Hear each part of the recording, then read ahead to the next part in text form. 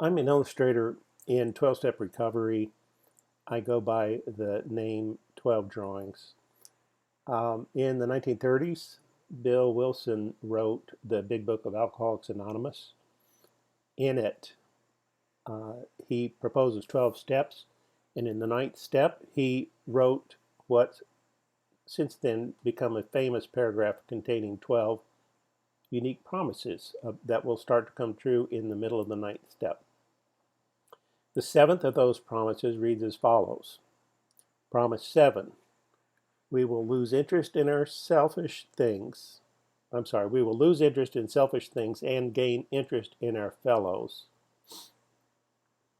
Now, because it was written in the 1930s, I went and found a 1930s Webster's dictionary and looked up the word interest because that seemed to be key to this promise.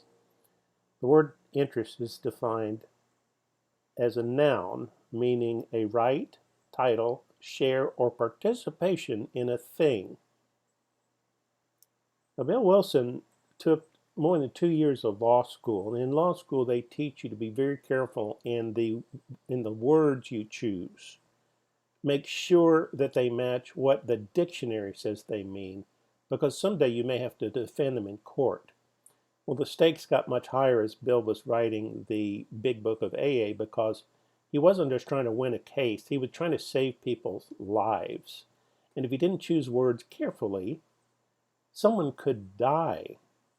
He was trying to persuade people who did not want to be persuaded, which meant he had the double burden of using language that made sense to people and that they were willing to hear the meaning of. So I was to make a drawing. This is my own, for my own reasons. I wanted to help remember what I had learned from reading the promises and from seeing the word defined in the dictionary. And this site came to me, like a lot of things, it's from my childhood. There was a local community swimming pool, and during the summer, the parents in that neighborhood were pretty relaxed about, if the kids were at the pool, they're okay.